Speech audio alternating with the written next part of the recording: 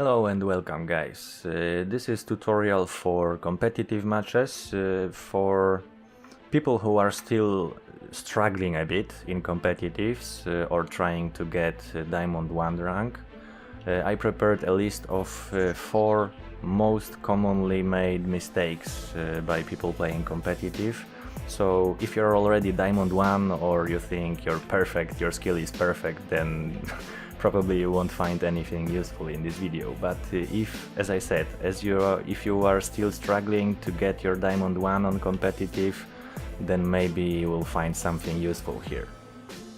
So let's begin with your equipment, guys.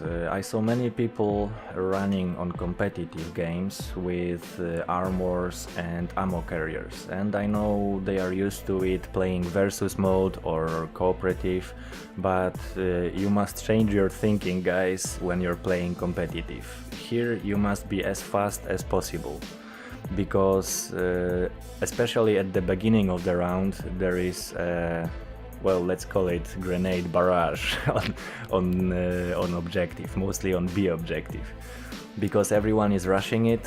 People are using anti-rush grenades, and you must be really fast to get to the objective before grenades explode. And ammo carrier and armors are not helping with that, because they are drastically increasing your weight, which is slowing you down. Look at what happens when I put on heavy carrier. I have 28% now with only primary weapon. When I put on heavy carrier, it goes up by 28%, so it doubles my weight. And this is making you much slower. I think you won't be able to rush B objective on any map before grenades explode. If you have an experienced players on the other side, they will know how to throw grenades to catch the slower guys, and you will, most of the times you will die from these grenades, or you will have to wait for these grenades to explode, and then you can go to objective, and it's too late because your enemy is already there. So you have to rush the objective to get your position, and then, well, you have to fight with your enemies that are also in the objective, but you have to be fast enough to get there before the grenades explode. And same thing with armor. Armor is not giving you enough protection to compensate the penalty of weight that it gives. It's not worth of sacrificing your weight to get this little additional protection, because basically it's not really a protection. If you meet a guy who started shooting at you first, he's already shooting at you, and if you don't have anything to hide behind, just like in a half second, then you're already dead. So no matter if you have armor or not, it will not save you. If the enemy starts shoot at you first and you don't have nothing close to you to get to hide behind, then you're dead. Doesn't matter if you have armor or not.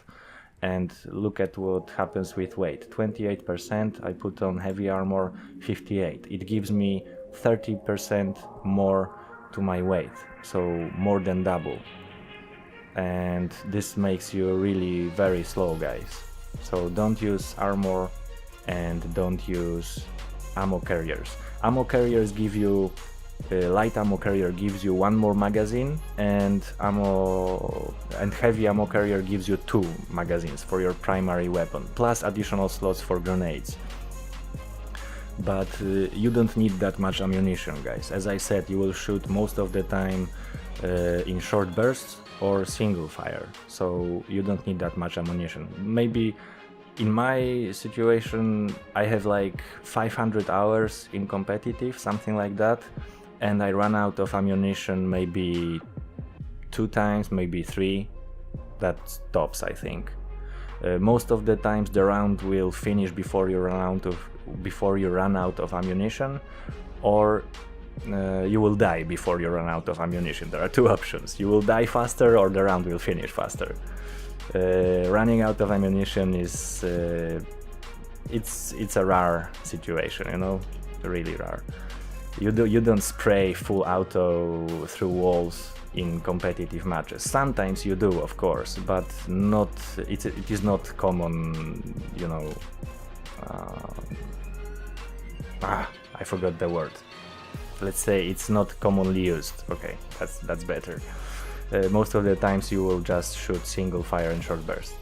And if it comes to your weapon, primary weapon, what you should choose, well, for me this is your personal choice, guys. I'm not going to say which sights are best, which setup is best, because this is personal choice. If you're feeling good with MK17 like I do, then use MK17. If you prefer SVD, then use SVD. If you like, I don't know how to call this magnifiers, should I say 1.5 magnifier or 1x magnifier? I will just call them 1x, 2x, 3x, never mind, you know what I mean. If you prefer to run with 1x, then it's okay, but you will have problem finding your enemy in the long distances. So maybe fighting with a sniper who uses 7x is not the best idea when you're on the both opposite sides of the map. If you're short, if you're close to him, then okay, you have advantage, but trying to snipe with sniper who uses most probably 7x or at least 4x, it's not the best idea if you're in a long distance. So it all depends from the style that you are playing. If you like to rush, if you like to fight in close quarters, then probably 1x will be best for you. Maybe max 2x, not more, because already with 2x you will have problem fighting enemies which are really close to you, which are, I mean like in 1 meter, 2 meters from you, and it happens when you get to buildings. So for these kind of situations the best is 1x or no sights at all. Some people are running only with iron sights and it's okay for them, so maybe this is the choice for you. I personally use 1.5x PKAS because it's still good in short distances, but it gives me a bit of opportunity to shoot better on a medium distance. But as I said, this is your personal choice, guys. Some of you will feel better with a bigger scope, some of you will feel better without scope. It depends completely from your playstyle. So next thing are grenades. Many times I saw people throwing grenades just to throw it, without any plan, without any idea, just throw it and maybe it will kill someone. That's wrong, guys, don't do that. It's only wasted grenade. There are two things you have to keep in mind if you want to make your grenades more effective.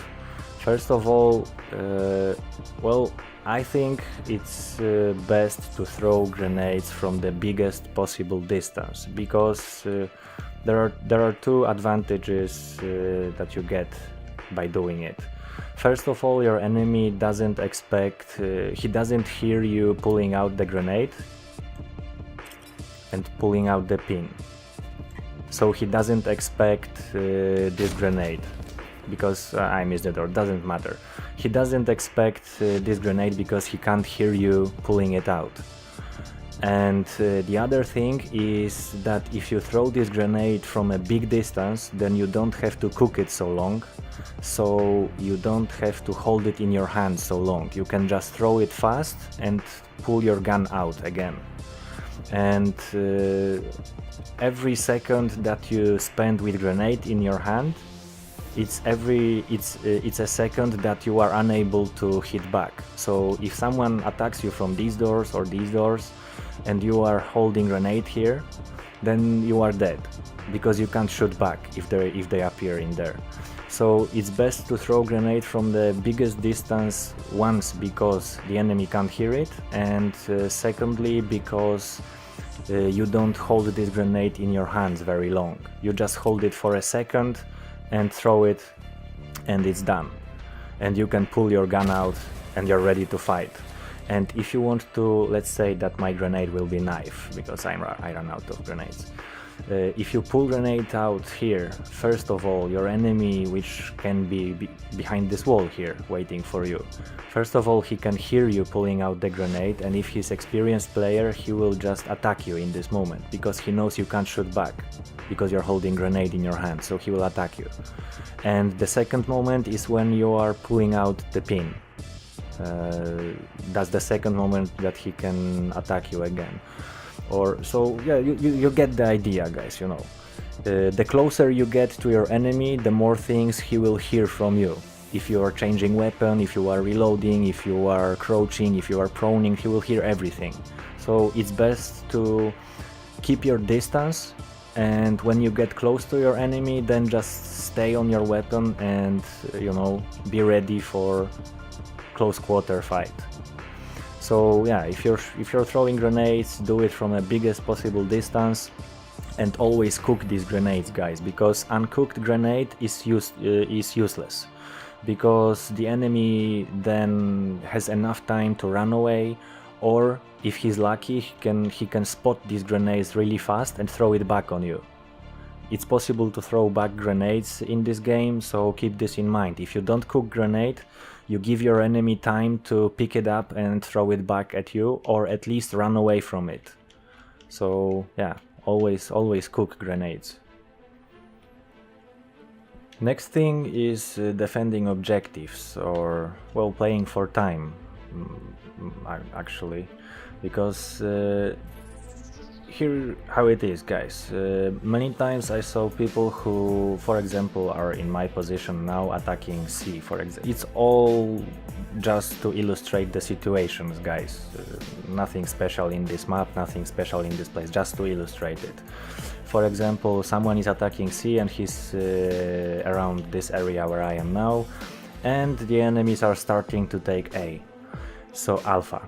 So what people are doing, they are right away starting to go, you know, slowly, watching every corner, checking if someone is not behind them, and they are wasting time. And then they realize the time is running and they have to be faster, so they start sprinting and they go silent again here. And this is too late, because if someone is taking objective, he already heard you when you were going up the stairs, or even before that. And he knows from which direction you are coming. He will prepare for you. So this is wrong, guys. You should, when the enemy is starting to take objective, this is why team communication is very important, because then they are starting to take Alpha at the moment. So your team tells you there's no one there, so you must take a fast decision, guys, because if you're the one closest to the enemy, there's no one closer than you, then you have to immediately sprint right away as fast as you can, and you can slow down here now.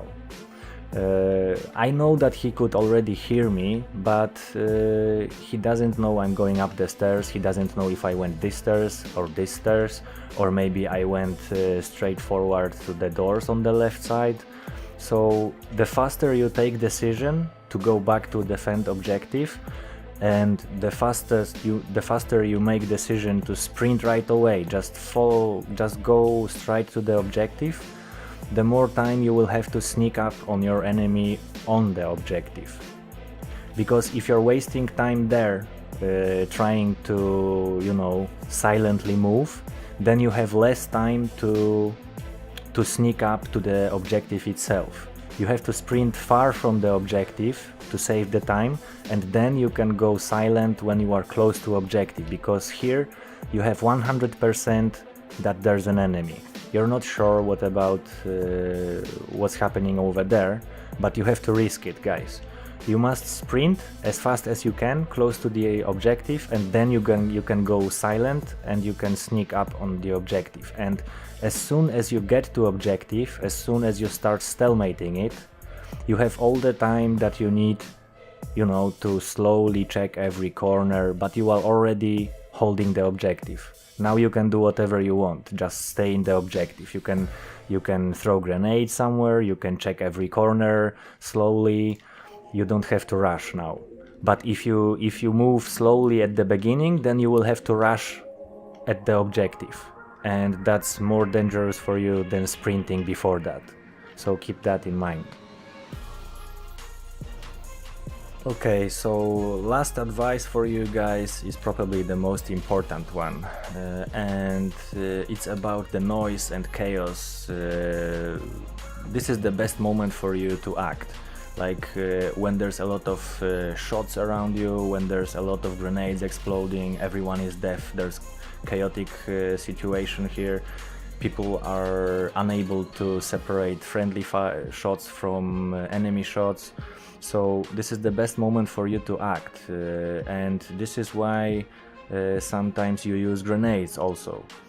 For example, if I would have an enemy downstairs, well, of course you can just go and kill him if he's a noob, but if he's not a noob, you can try to, you know, throw a grenade to make him deaf, and at this moment he can't hear you at all, so you can change position and try to attack him from other direction. He will probably aim the stairs because this is the last position where he heard you.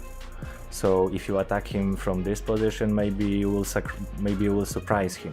I'm not, guys, I'm just using simple situations to illustrate it, but of course it won't happen like that in the match. There's always different situations, and you can't just prepare for everything.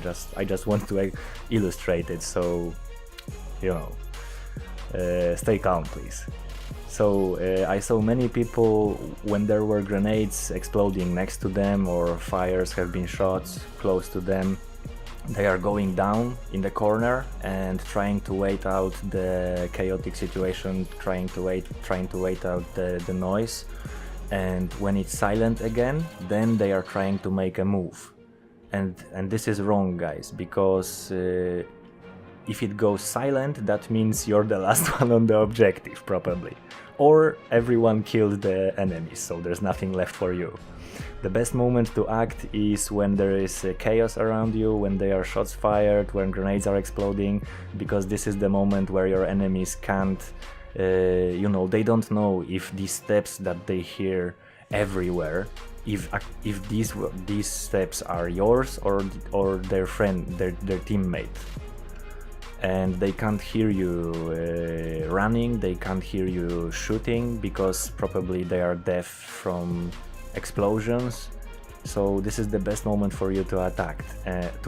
And I know in real life, first reaction to explosion is, you know, you just go down and you stop, maybe you look around what happened and where.